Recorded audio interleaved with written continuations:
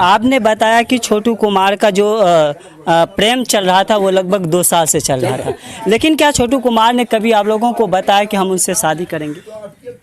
इतना बताया नहीं, लेकिन हम लोग भी जानते थे जो ऐसा चलता है। मेरा भगना था, मतलब थोड़ा शर्म होता था जो मामा को कैसे बताएंगे, लेकिन जानते थे हम लोग। छोटू के मामले में अभी तक जितने भी रिश्तेदार आए थे, तो कल जो रिश्तेदार आए हैं जो दादी पर आरोप लगा रहे हैं, छोटू के मामा, वो अब तक कहाँ थे जो कल अचानक उनका उदय हुआ है? देखिए, आप इस तरह सवाल नहीं कर सकते हैं। छोटू के जो मामा थे वो बाहर थे। संभावना व्यक्त की जा रही है कि अब जो है पुलिस को इस बात का मतलब न्यायालय के द्वारा आदेश दिया जा सकता है कि जो गिरफ्त में हैं, जो मुजरिम गिरफ्त में हैं वो तो हैं ही, और जो आरती है जो छोटू के घर पे अभी रह रही है उससे भी गहन पूछताछ की जाए। कोर्ट की सुनवाई में ऐसा कहा गया है कि छोटू के घर आरती उसकी विधवा बन के रह सकती है? नहीं, कोर्ट के कार्रवाई का बहुत महत्वपूर्ण प्रश्न है ये।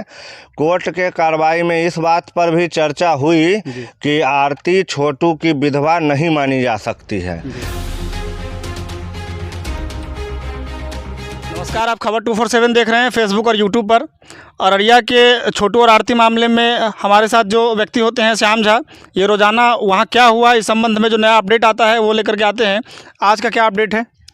आज अररिया में, आज नहीं कल की ये बात है, कल अररिया में जो जिला न्यायालय है, पूर्णिया जिला न्यायालय, वहाँ पर आरती की केस की पहली सुनवाई कैसे की जाएगी, इसके लिए न्यायाधीशों की एक बेंच में बैठक हुई और उस बैठक से कुछ बातें तो बाहर आई नहीं पूरी, लेकिन ऐसे कयास लगाए जा रहे हैं, ऐसी संभावना व्यक्त की जा रही है कि अब जो है पुलिस को इस बात का मतलब न्यायालय के द्वारा आदेश दिया जा सकता है कि जो गिरफ्त में हैं, जो मुजरिम गिरफ्त में हैं वो तो हैं ही, और जो आरती है जो छोटू के घर पे अभी रह रही है उससे भी गहन पूछताछ की जाए। क्योंकि एक कांड का उदाहरण दिया गया था कल पूर्णिया सत्र न्यायालय में। यह घटना मुजफ्फरपुर की है, जहां पर एक बेवड़े ने अपने पत्नी और बेटी को मार करके और मुजफ्फरपुर के गंडक नदी में फेंक दिया था और खुद ही पुलिस में रिपोर्ट लिखवाने चला गया था कि हमारी पत्नी और हमारी बेटी लापता हो गई है, आप उन्हें ढूंढिए। लेकिन जैसे ही मुजफ्फरपुर पुलिस को इस पर थोड़ा सा शक हुआ तो मुजफ्फरपुर पुलिस ने जब इससे गहन पूछताछ की तो सामने आया कि इस खुद ने मर्डर करके और फेंका है, और यही जो है नाटक कर बचने के लिए इस तरह का ड्रामा किया गया। तो अररिया के जो वहाँ के कानूनविद हैं या फिर जो जांच एजेंसियां हैं वो तो कहीं ना कहीं इस फार्मूले पर भी काम कर रही है कि आरती जब अपने परिवार वालों के खिलाफ इतनी ज़ोर शोर से गवाही दे रही है तो कहीं पूरे मामले में आरती की संलिप्तता तो नहीं है। इसी बात को आगे बढ़ाने के लिए न्यायालय के द्वारा अररिया के जो एसपी की टीम है उन्हें आदेश दिया गया है, और किस तरह का आदेश दिया गया है ये पक्की जो बात है वो बाहर नहीं आती है, ये अदालत के लिए गोपनीयता का विषय होता है। अच्छा, इस मामले में जैसे महिलाओं से जुड़ा हुआ कोई मामला होता है तो महिला पुलिस की गहमा गहमी ज़्यादा होती है, तो इस मामले में आपने अभी तक ज़्यादा देखी है ऐसी कुछ? तो महिला से जुड़ी मामलों में महिला पुलिस का गहमा गहमी ज़्यादा होता है, लेकिन उसमें सबसे बड़ी बात यह हो कि यहाँ पे कोई महिला पीड़ित हो तब तो। यहाँ पर कोई महिला के साथ जोर ज़बरदस्ती किया गया हो या कोई महिला के साथ कुछ गलत व्यवहार किया गया हो, यहाँ तो बस एक महिला आरोप लगा रही है कि उसके प्रेमी को मार दिया गया है, तो मृतक जो है पुरुष है और मारने वाले जो हैं वो भी पुरुष ही हैं, तो महिला पुलिस का इस केस से कोई संबंध नहीं बन रहा है। अच्छा, छोटू के मामले में अभी तक जितने भी रिश्तेदार आए थे, तो कल जो रिश्तेदार आए हैं जो दादी पर आरोप लगा रहे हैं, छोटू के मामा, वो अब तक कहाँ थे जो कल अचानक उनका उदय हुआ है? देखिए, आप इस तरह सवाल नहीं कर सकते हैं। छोटू के जो मामा थे वो बाहर थे और बाहर से उनका 2-3 दिन पहले ही गांव पर आवागमन हुआ है, और वो चूँकि अपने आप को बहुत समझदार व्यक्ति समझते थे, इस हिसाब से वो छोटू के दादी से बात करने गए थे।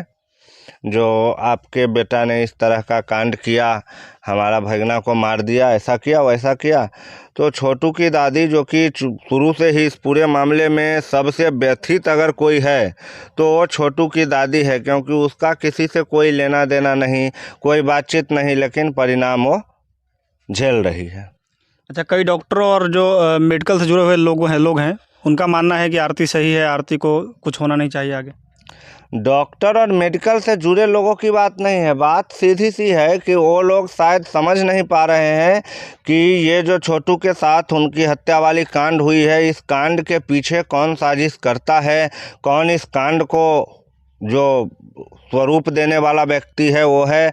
वो लोग ऊपर ऊपर की बातों पे उड़ रहे हैं। बहुत सारे ऐसे मामले होते हैं, आपने बहुत सारे वीडियोस देखे होंगे जिसमें लड़कों की कोई गलती नहीं होती है, फिर भी अगर एक लड़की उस पर इल्ज़ाम लगा दे कि तुम मेरे साथ बदतमीजी कर रहे थे, तो दो चार जो उधर से लोग गुजरते होते हैं उस लड़का को बगैर मतलब का पीट देता है। तो यहाँ पर मामला बहुत अजीब है और जांच पड़ताल चल रहा है। छोटू के घर पे आरती रह रही है, सारी चीज़ें जो हैं वो बहुत अजीब ढंग से हो रही है। तो आरोप प्रत्यारोप का दौर चल रहा है। अभी देखिए फाइनल कहाँ तक बात पहुँचता है। अच्छा, कोर्ट के सुनवाई में ऐसा कहा गया है कि छोटू के घर आरती उसकी विधवा बन के रह सकती है? नहीं, कोर्ट के कार्रवाई का बहुत महत्वपूर्ण प्रश्न है ये। कोर्ट के कार्रवाई में इस बात पर भी चर्चा हुई कि आरती छोटू की विधवा नहीं मानी जा सकती है। मतलब भारतीय कानून का जो हिसाब किताब है उस ढंग से आरती को छोटू का विधवा नहीं माना जा सकता है, क्योंकि उनके शादी होने के कोई प्रमाणिकता कहीं उपलब्ध नहीं है। और भारतीय संविधान के मुताबिक अगर व्यक्ति की शादी परंपरागत से, परंपरा के ढंग से, या फिर जो उनका धार्मिक प्रक्रिया है उस ढंग से, या फिर कोर्ट में, या फिर कहीं रजिस्टर ऑफिस में अगर शादी नहीं हुआ है, तो कोई भी लड़की किसी की विधवा ऐसे साथ रहने से, लिव इन रिलेशनशिप का जो एक कानून आया है जिसमें लड़का लड़की एक साथ रह सकते हैं कई सालों तक, उसके बाद स्वेच्छा से चाहे तो अलग भी हो सकते हैं, मतलब वो शादी नहीं हुआ। और शादी जो होता है वो हम लोग के हिसाब से तो 7 जन्मों का बंधन होता है, नहीं तो कम से कम एक जन्म जो है, ये जन्म इसमें तो फिर दूसरी औरत के बारे में सोचना भी नहीं है या दूसरे मर्द के बारे में सोचना भी नहीं है। ये तो हम लोग का मान्यता है। और कोई अगर शादी किया, कुछ हुआ ही नहीं, कोई रिश्ता, लिव इन रिलेशनशिप में रह रहे हैं, तो आप किसी का विधवा नहीं हो सकते।